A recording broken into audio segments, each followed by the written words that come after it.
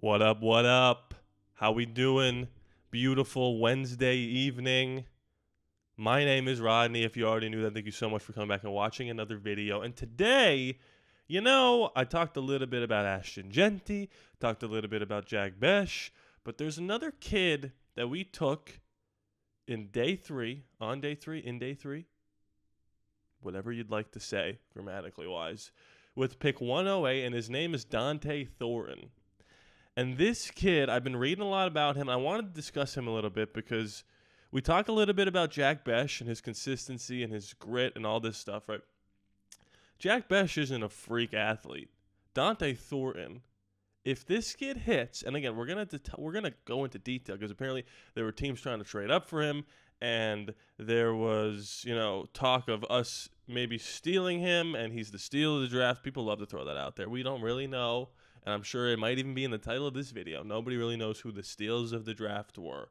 He went 108 for a reason, but still, the idea that teams are trying to trade up for him, that's a good sign for the Las Vegas Raiders. We're going to read some articles here that talk about it. We're going to break him down as a player. Excuse me. We're also going to talk about, what's his name? Cam Miller. Is that the kid's name? From North Dakota State? I think that's his name, right? Cam Miller?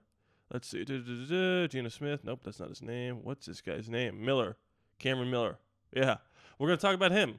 And the idea that Tom Brady gave the okay on drafting him, a 6th-round QB, giving the okay to draft a 6th-round QB. Will Cam Miller become the greatest player in the history of the league? Probably not.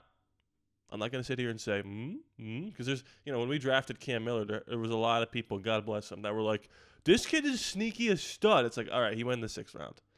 He went to like a mid-major. Like, let's pump the brakes a little bit. I'm totally happy to let him practice and develop and play it all in the preseason games and see what he can do. And you never know. Take a flyer. Look at Brock Purdy, franchise guy now, right? More or less. So I don't mean to poo-poo on the whole Cam Miller thing. We're going to read about Brady's influence or lack thereof. I like that also the reports are they asked him what he thought of the quarterback, and we'll get into that.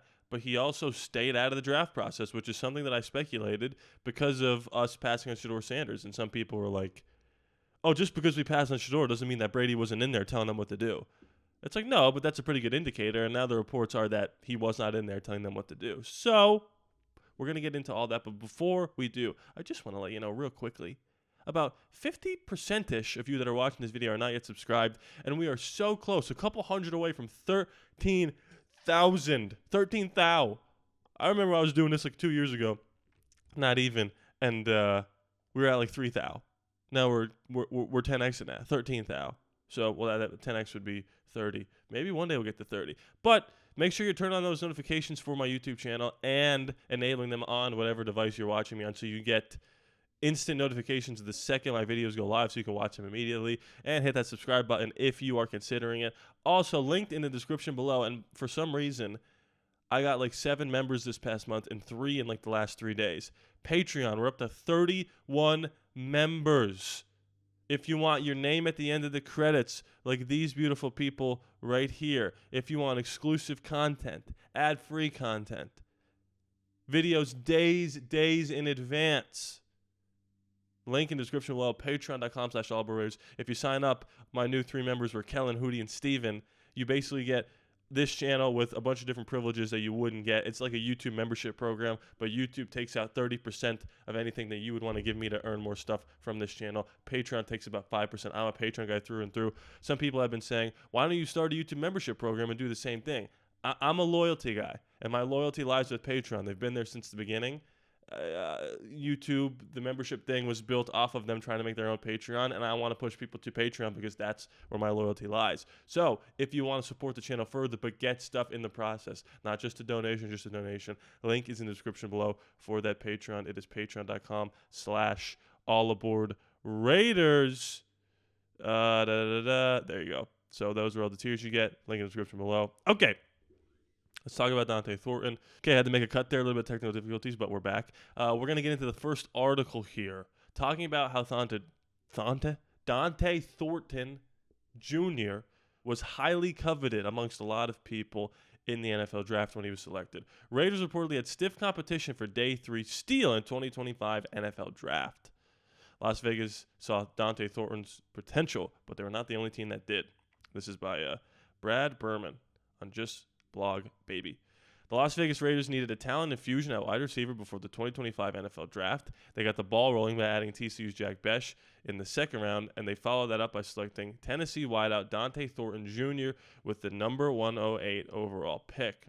In the aftermath of the draft, the pick of Thornton in particular had been widely praised as a steal. There's that word again. Even though he was projected to be a third or first round prospect. So we stole him even though he went right where we were supposed to go.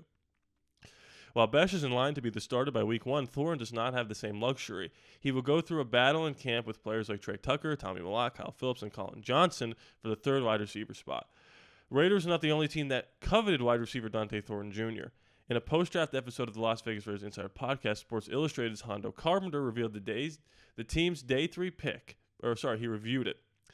He had special praise for Thornton and provided extra insight about the selection. Okay, so look, I get it. Already you guys are going, oh, you're going to talk about little Uncle Hondo Carpenter's opinions. Look, his opinions aside, whether or not you agree that he knows what he's doing in terms of evaluating talent, he no doubt has sources in the league. So when he gives insight as to who the teams were that wanted to maybe trade ahead of us or draft Dante Thornton, there are other teams in the mix, that is 100% true. I understand maybe you're a little skeptical on his praise of all these players because he leans a little positive. I got nothing wrong with Uncle Hondo. I'm just saying I know there are some people that do. I get it. But his sources are legit. Okay. He was quoted by saying, I think he's special. There were teams trying to trade up to get him when the Raiders selected him, so that's a big deal. And I know that for a fact because one of my friend's teams was one of the teams trying to get up, and he sent me a text when the Raiders picked him. So that's a big deal. As a rule of thumb in the NFL, it's a good sign when you are not the only team that likes a player. Carpenter's insinuation that the Raiders turned down a trade offer to stick at 108 and take Thornton proves they were not the only team who saw the potential in him.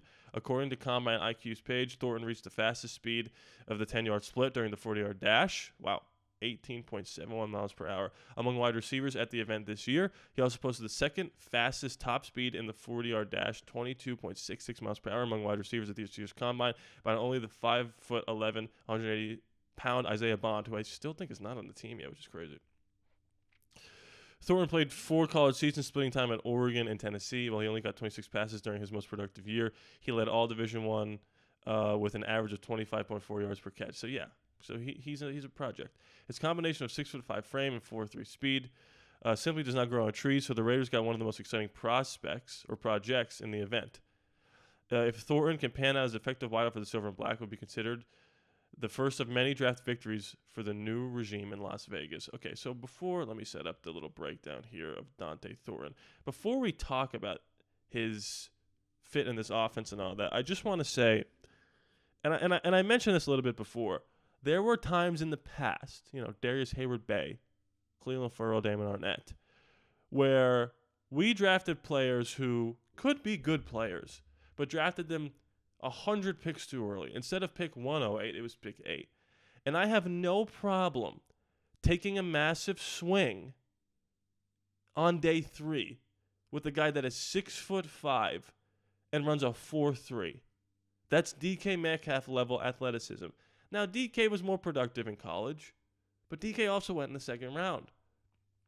And if you can find a way to fit this guy into your scheme, I absolutely see him if he can run more than just a 9 route, right? More than just a go route. I could see him making an instant impact, but I agree that it's not going to be day 1 starter. I do think Jack Bech is going to win that Z wide receiver, or is it Y? XYZ. Y wide receiver next to Jacoby Myers. But then there's going to be a battle between Trey Tucker and probably Dante Thornton. And Tommy Mellott's interesting too. We'll probably do a separate video all on him because people are throwing the words Julian Edelman out there, which would be nice if we had one of those. I mean, we did Hunter Renfrow. We're going to move on from that. I don't want to talk about Josh McDaniels anymore. You guys all saw the Josh Jacobs thing. But okay, so let's now discuss Diamond in the Rough. This is Ezekiel. We've read a lot of his articles on Sports Illustrated. He talks about the Raiders a lot. Okay, while he needs more polishing, like I said, the Las Vegas Raiders may have quietly added a solid wide receiver in Dante Thornton. So here's what this is. Chad Rudder of NFL.com listed the players drafted on the draft board third day that he believes can have an immediate impact on the rosters by pushing for starting positions. He listed Raiders' newly added wideout receiver Dante Thornton as one of those players. If the Raiders give Thornton a chance on the outside, which they will, he very well could join second-round pick Jack Besh in the starting lineup after the first month of the season. That's where I see it happening later on in the season, a couple weeks in. He'll need to show that he can execute more than just a 9 route. There you go, to be a starter, but the potential is there. According to Daniel Harms of the Draft Network, Thornton can play inside and out, and his speed and size will be attractive to NFL organizations. With his size, he's an effective blocker and routinely shows the want to block. A deep threat wherever he lines up. He showcases a variety of release at the line of scrimmage and advanced hands using to defeat combat press coverage. He gets up to speed quickly and puts defenders on notice, causing some to declare early, allowing Thornton to decelerate quickly on breakers and comeback routes. Interesting. That's interesting. That feels like DK Metcalf. The consistency he decelerates needs to improve to create separation on every down basis, but there are signs of manipulation tactics thrown into his route stem. I like this. Intention and head usage open up space in the middle of the field, and Thornton recognizes defense leverage quickly to alter his route path. He runs routes smoothly. This is good that he's a good route runner at 6'5", but his route tree isn't as developed as it needs to be with 4 years of experience. Okay, I understand that. Physicality can throw him off his timing at the catch point, but he shows the tools with ball tracking and hand-eye coordination to be a deep threat at the next level. He's always looking to play into defenders' blind spots to create added separation. He's an active receiver post-snap. I like this. I like this a lot. I mean, there's nothing really else that I need to say here. Let me just set up the next article. Goodbye. We'll talk about Cam Miller a little bit. I believe in taking swings on day 3. And the idea that this kid, again, Pete Carroll, could history repeat itself? He was the one who believed in DK Metcalf.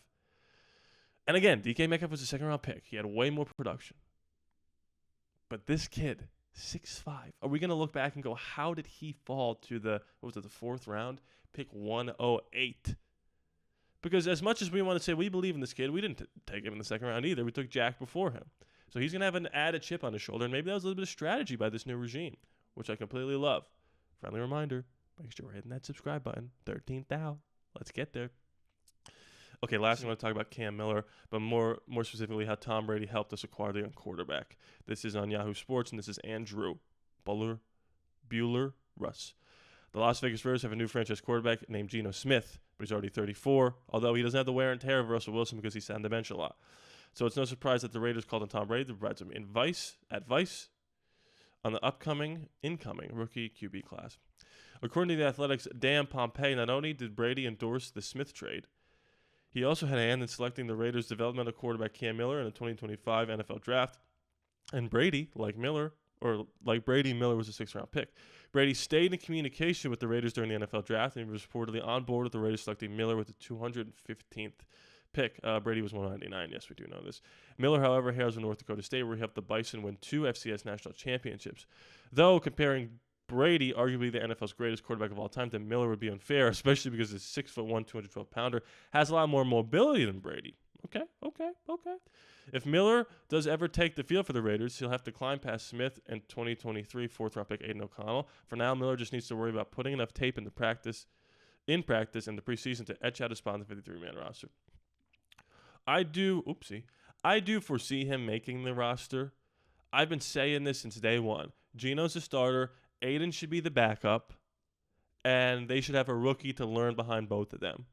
I thought it was going to be somebody with more name recognition, but that doesn't matter. If you can play, you can play. I don't care if I've never heard of you. I don't care if you're the first pick in the draft. And the idea that they called Tom Brady to say, hey, you like this kid, and he knew him and was like, yeah, I think he has a lot of potential to grow, is extremely satisfying for me in particular. Because, again, I was worried that Brady was going to come in here and just throw his weight around a little bit. But he didn't do that. And the idea that he knew who he was, Cam Miller, and he was like, yeah, let's grab this guy. 6th-round pick. I'm sure he's going to talk a lot with Brady, and I'm sure he's going to work hard. And I'm sure he wants to be the backup. And if he's better than Aiden, he should be the backup. My only thing with Aiden is the experience. He's played in Arrowhead on Christmas Day and Black Friday with 30 million people watching. Cam Miller obviously doesn't have that yet experience. So if Geno goes down, it worries me a little bit that we would just throw a rookie in there, especially a rookie 6th-rounder when Aiden has already proven that he could at least keep his wits about him during these pressure-packed situations. But I like the Cam Miller story, and that's interesting. And I like that Tom Brady was involved in that process.